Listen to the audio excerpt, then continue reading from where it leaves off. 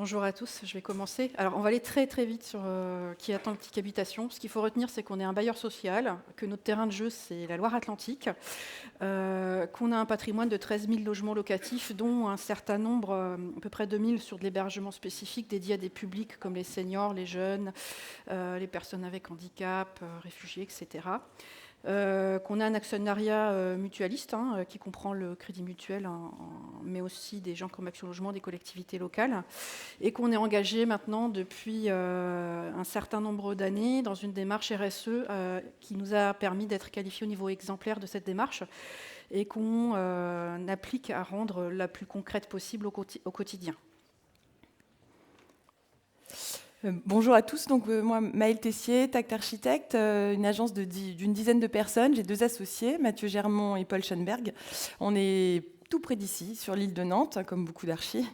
Et peut-être que ce qui pourrait nous qualifier, c'est avant tout, donc l'agence existe depuis 10 ans, une dizaine d'années. On est extrêmement engagé sur la question de la réhabilitation depuis le début. Et on est également fervent défenseurs et défenseuses de la question du chantier et d'être engagé en tant qu'architecte dans le chantier. C'est pourquoi on travaille localement. Alors localement, ça ne veut pas dire qu'à Nantes, bien évidemment, mais on reste finalement dans un rayon assez circonscrit. Peut-être pour commencer, juste vous dire qu'on n'est pas loin, en effet, c'est ce qui a été présenté. Nous sommes juste au sud-Loire, à Bougnay. Alors, je ne sais pas si c'est un peu plus grand ici. Vous voyez, on a l'intitulé de démarrage, le patrimoine ordinaire comme héritage. En fait, au vu de ce qui s'est un peu dit ce matin aussi, c'est se dire que c'est évidemment extrêmement complexe de changer nos manières d'agir et de faire. Notamment parce qu'on hérite de 40 ans, en fait, dire d'urbanisation galopante, un mouvement moderne, et puis peut-être que la facilité, elle a été de dire la table rase. Là, vous avez sûrement tous entendu ça, notamment Le Corbusier en faisait partie.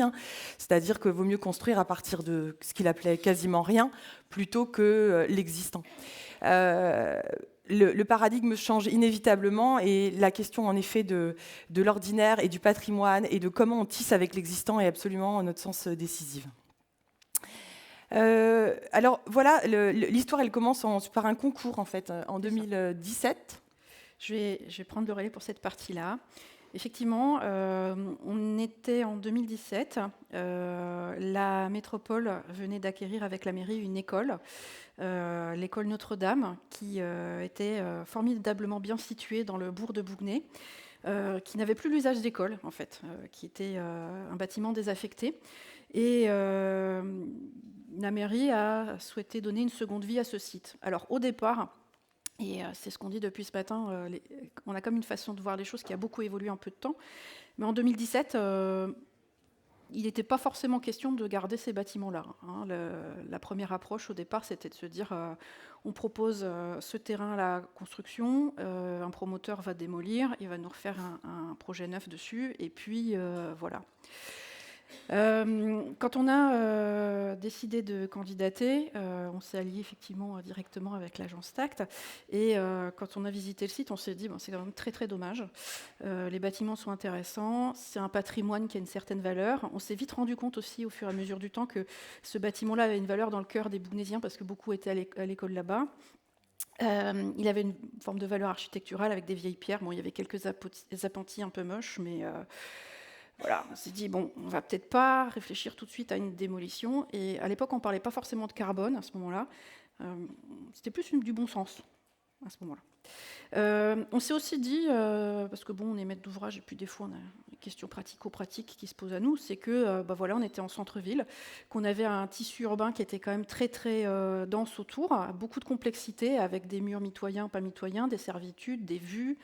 Qu'on était dans un site avec, on avait trouvé un peu de pollution, on était en zone de sensibilité archéologique, il y avait une armoire France Télécom gigantesque devant l'entrée du site, enfin voilà, il y avait plein d'éléments de complexité.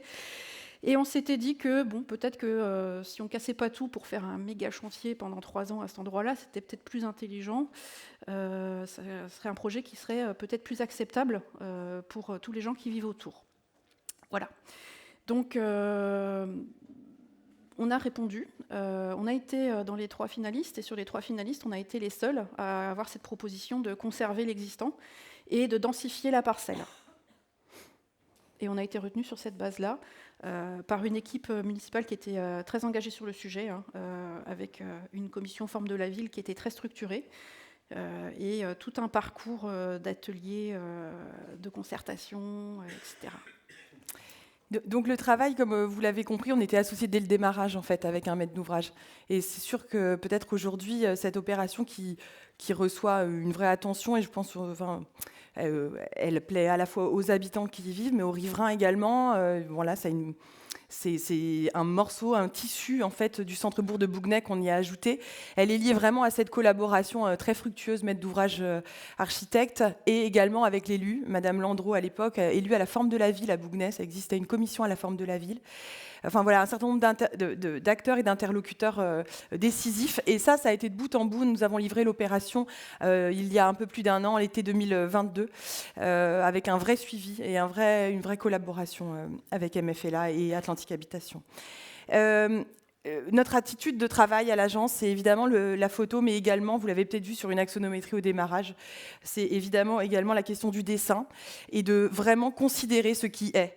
Considérer ce qui est, ça ne veut pas dire immobiliser en fait les choses, mais ça veut dire à un moment donné porter attention en fait. Et on ne choisit pas la facilité en faisant ça, mais par contre, en fait, on pense réellement que pour l'avenir de nos tissus de ville, c'est absolument nécessaire. On sait aussi, on en a un peu parlé ce matin, mais que l'ambition, elle n'est pas que sur le volet énergétique, bien sûr, elle est aussi ne plus artificialiser les terres. Et ne plus artificialiser, ça veut dire regarder ce qu'il se passe dans les centres-bourgs.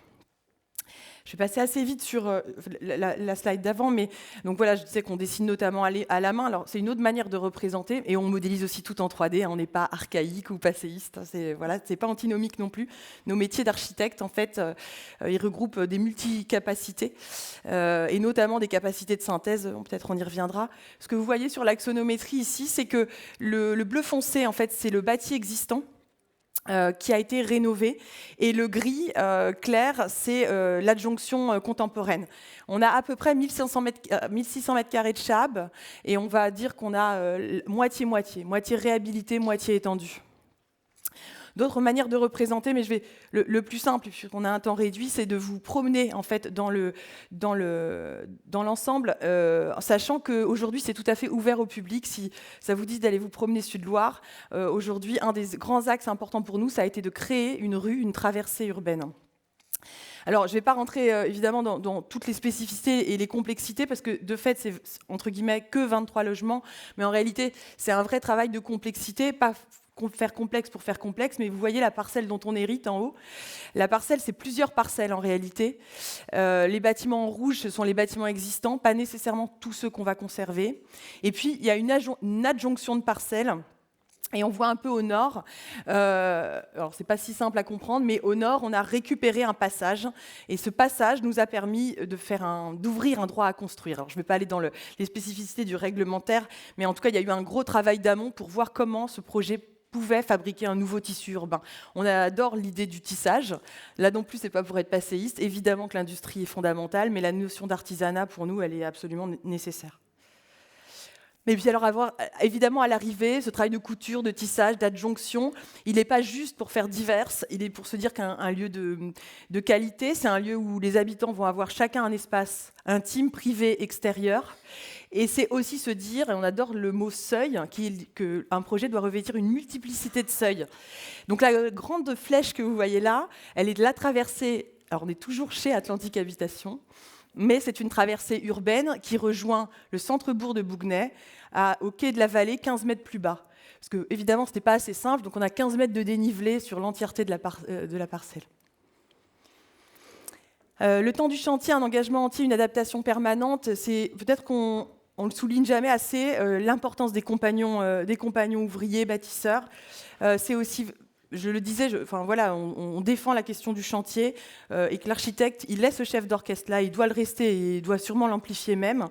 Quand on sait que, et tant mieux si arrive vers nous cette notion absolument nécessaire de réhabiliter et d'arrêter de construire neuf, même s'il ne faut pas tout arrêter neuf, mais malgré tout, il va falloir tendre vers ça. Ça nécessite absolument qu'en tant qu'archi, on soit présent, et la présence, elle est hebdomadaire. Donc voilà, petit pêle-mêle rapide, mais c'était important pour nous de se dire qu'on avait 22 corps d'État, 22 corps d'État, c'est donc aussi se dire que notre métier, c'est un métier de synthèse. C'est nous qui faisons la synthèse. Donc c'est aussi des missions qui sont à défendre. Il y a mon président qui est juste à côté, c'est pour ça que je dis ça, mais on partage cette défense-là. Il vous reste moins de 10 minutes. Sachant juste que le chantier a commencé en février 2020, donc vous avez tous en tête les événements qui ont suivi. Ouais, ça non plus, c'était pas simple, avec aussi un dépôt de bilan entreprise. Et puis plein de découvertes, parce qu'évidemment, le travail du chantier, c'est de découvrir, le travail de la réhabilitation, c'est des découvertes, hein, donc on s'ennuie pas du tout, au contraire. Mais donc, on a Mathieu et Nolwenn ont suivi le chantier quand même en binôme pendant ce temps-là. C'est pas anodin hein, pour une agence de 10 personnes. Là, je vous propose juste très rapidement une balade au travers de cette traversée. Donc, vous avez un petit point qui dit où on est. Mais encore une fois, le mieux, c'est évidemment d'oser aller s'y promener. Et il y a une volonté, en fait, peut-être de ne presque plus discerner ce qui est l'existant du contemporain, en fait. La valeur de contemporanéité, elle est décisive pour nous. Hein. Il n'y a pas de passéisme ou de nostalgie. Mais en fait, à un moment donné, quand on n'est pas dogmatique et qu'on travaille avec ce qui existe, mais en fait, on peut créer aussi du flou dans les choses. Et c'est peut-être ça qui favorise un tissu urbain pas violent, en fait, qui vient dans cette fameuse continuité. Donc, alors là, les photos étaient à la réception. Aujourd'hui, ça a bien poussé. On a refait une visite vendredi avec Amo, architecte maître d'ouvrage. Et aujourd'hui, le végétal a sacrément poussé. À l'agence, on travaille, on dit souvent, l'architecture ne s'arrête pas évidemment à la façade, ça paraît une évidence, mais ça ne l'est pas tout le temps. Et donc, on essaye de soigner autant que possible, autant l'intérieur évidemment que les extérieurs. Donc, on a des pavages de terre cuite, on a des revêtements en partie en terre cuite. On a aussi de l'enduit tout simple, parce que aussi l'économie de projet n'a pas été anodine, on pourra en reparler s'il y a des questions, mais c'est pas un tabou en fait. Hein. C'est d'être en chantier, c'est d'accompagner le maître d'ouvrage en appel d'offres en amont. Et donc on continue à descendre et on a donc une multiplicité de vues qu'on ne peut pas réduire comme ça dans un temps imparti aussi court. Et en tout cas, on finit sur le quai de la Vallée et on a réouvert finalement une petite venelle qui existait mais qui était complètement enfrichée. Alors forcément, à l'arrivée, on a 23 logements tous différents. Ce n'est pas forcément quelque chose qu'on défend, ça dépend où on est, dans quel tissu. Ici, de fait, chaque logement est différent puisque les bâtis ne sont pas les mêmes. Donc certains sont en duplex, d'autres sont très étroits mais très hauts, mais toujours en imaginant qu'il y ait une vraie qualité d'habitat. Oui, alors cette question de mixité, elle va se décliner sur l'opération à plusieurs échelles. Et il faut savoir que effectivement, on a eu une ambition forte au niveau architectural et urbain, paysagère, mais on a aussi eu au niveau de l'occupation de ces logements des objectifs plutôt fort. On est sur une opération de logement social. Ça, c'est important à le dire, parce qu'on est à la fois sur un élément très qualitatif et puis peut-être un peu loin de certains clichés que certains peuvent avoir du HLM. Donc ça, on en est très fiers. Sur ces logements sociaux, on en a un certain nombre qui sont dédiés aux familles, avec des revenus modestes et d'autres plus intermédiaires. Et puis, on a 6 logements qui sont dédiés aux seniors, sur lesquels on a une gestion partagée avec la fondation C'est ma vie. Et un appartement qui est un habitat inclusif, géré par l'association UDAF, pour les personnes sous tutelle. Donc on est vraiment dans une forme de mixité d'âge, de mixité sociale, et on a aussi une mixité fonctionnelle, parce que vous l'avez peut-être vu, on a un fleuriste, un commerce. Alors c'est un peu la spécificité de ces opérations centre-bourg, un commerce. Au niveau de la sobriété énergétique, effectivement, on a des objectifs qu'on a remplis avec, sur l'existant, un niveau HPE rénovation. Sur les logements neufs, on était en RT 2012, hein, donc on est allé chercher à 20%. Sur les logements PLS, on était un peu moins, mais ça c'est lié à l'histoire de l'opération. Mais il ne faut pas restreindre cette opération et l'intérêt environnemental qu'elle peut avoir uniquement sur des questions de performance énergétique, parce qu'effectivement, au-delà du choix de conserver le bâtiment, qui est quand même le choix majeur sur l'impact carbone, on a aussi tout un volet lié à la biodiversité sur le site, le maintien de murs en pierre, le maintien de continuité végétale. On a tout un volet aussi sur le confort d'été et la résilience. Alors, on n'a rien inventé, hein, c'est une venelle. Des venelles, ça fait quand même quelques millénaires qu'on en fait. Mais alors qu'on était plutôt dans une dynamique de vouloir ouvrir les espaces extérieurs, chercher l'exposition sud à chaque fois, l'ensoleillement maximum, se retrouver là avec cette venelle qui a été qui est plutôt ombragée dans les heures les plus chaudes, elle est fraîche, on y est bien. Elle est complémentaire à certains jardins ou terrasses qui sont plus exposés. On a des plantations qui venaient d'être installées il y a 1 an. Elles ont traversé la période de sécheresse qu'on a eue l'an dernier. Elles sont toutes là, elles ont poussé, donc ça c'est plutôt positif. Voilà, donc ça nous ramène aussi vers des façons de faire qui existaient avant, mais qu'on avait un peu mis de côté. Je ne vais pas revenir sur les niveaux de complexité, si ce n'est que de notre côté aussi, et je regarde Céline Giquel présente dans la salle, il y a eu une présence presque au quotidien sur le chantier, avec un vrai travail avec les riverains, sur les protocoles, les vues, la gestion des intimités, etc. Qui était précieux, parce que obtenir un permis dans ces endroits-là, un permis de construire sans recours du premier coup, c'est aussi de l'ordre de l'exploit. On a quelques éléments financiers, je vous propose de revenir dessus si vous avez des questions, parce que voilà, ce qu'il faut retenir, c'est qu'effectivement, pour une opération de 2018, c'était cher. Pour une opération de 2023, c'est un peu les coûts qu'on a. Voilà, malheureusement, avec la conjoncture qu'on connaît, c'est beaucoup moins exceptionnel que ce qu'on a pu imaginer au départ. Je tiens vraiment à dire, parce que si vous vous rendez sur place, vous ne verrez pas forcément l'intérieur des logements, vous ne verrez pas les petits jardins à l'arrière. Les logements à l'intérieur sont exceptionnels. Alors, pas au niveau des prestations, parce que c'est les prestations qu'on met dans tous nos logements, mais sur la qualité de l'espace, la qualité de la lumière, la façon dont chaque spécificité a été traitée, mise en avant comme une qualité. On est vraiment sur quelque chose qui nous rend fiers, à nous, en tant que bailleur social, de pouvoir offrir à des gens qui n'ont pas forcément les moyens de se l'offrir le reste du temps. Voilà. Et peut-être pour conclure, parce qu'on doit être proche, nous, ce que nous dit aussi ce gros travail de rénovation, c'est que ces 40 ans dont je parlais en tout début, alors c'est peut-être le côté histoire de l'architecture, dont on a du mal à sortir. L'héritage majeur qui est assez dramatique, c'est la standardisation du logement, la surstandardisation. Vous voyez, une plaque de placo de 45, donc un plafond de 45, un linteau à 2,10 m, donc une fenêtre à 2,10 m de hauteur. Forcément, fatalement, le fait de travailler dans l'existant, on n'est pas en fait dans cette standardisation, puisque les hauteurs sous plafond ne sont pas les mêmes, les dimensions de fenêtres ne sont pas les mêmes. Et donc en fait, ce que l'on a essayé de travailler avec une économie ténue, ça a été de travailler cette idée de dire que, évidemment, il faudrait que nous-mêmes on puisse vivre dans ces logements, et évidemment que les qualités spatiales de prolongement, d'usage, elles sont nécessaires. Donc on finit juste sur cette idée, ça c'est aussi des choses qui nous traversent à l'agence et qu'on aime dire, le langage d'une architecture qui relie, cette notion de relation aux choses et au monde en fait, et peut-être que c'est ce qui nous rend vivants aujourd'hui et qui on reste très combatifs dans le métier, mais combat heureux comme je dis souvent. Voilà. Merci beaucoup.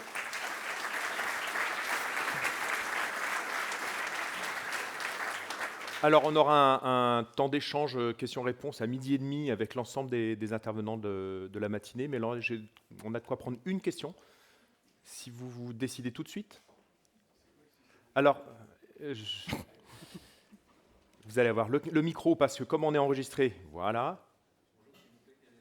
Ah, le micro ne marche pas. Quel est le système ? Système de chauffage retenu. Des chaudières gaz. Individuel ? Oui. Ok, merci. Et comme la question était très courte, une autre. Et la réponse aussi. Là, monsieur. Merci. Bonjour, merci pour cette belle présentation. On parle d'un projet de déconstruction, de rénovation. Donc logiquement, la question du réemploi se pose. Est-ce qu'à l'époque, c'était des considérations qui ont été mises sur la table, discutées ? Alors, je m'étais dit peut-être qu'on pourrait en parler. De la même manière qu'on a fait un inventaire photographique assez poussé, un dessin assez poussé, à un moment, on a fait un inventaire photographique de toutes les portes et de tous les radiateurs. Alors après, c'est très compliqué de mettre tout dans un projet. Et à l'époque aussi, c'est ce qu'un peu disait Aurélie, c'est que la question réemploi et les filières, on a entendu, et tant mieux si elles se mettent en place. Mais moi qui ai amené des étudiants à Bruxelles, où il y a Rotor, où il y a vraiment une tradition de réemploi beaucoup plus massive en fait qu'en France, de fait, il n'y avait pas les filières actives aujourd'hui. C'est aussi un regret, mais de la même manière qu'on aurait aimé mettre plus de matériaux biosourcés, enfin voilà, d'être encore plus vertueux si on voilà, ça n'a pas. Voilà. La prochaine fois. Mais ça a été un échange avec le maître d'ouvrage y compris, avec une vraie attention collective. Mais une fois qu'on a nos radiateurs et que personne ne veut les récupérer et qu'on dit si ça va coûter beaucoup trop cher d'aller tout poncer, repeindre, donc non, ben voilà, ils sont partis à la benne, je pense, les radiateurs. Merci C'est déjà beaucoup. ça. Si vous voulez bien applaudir et le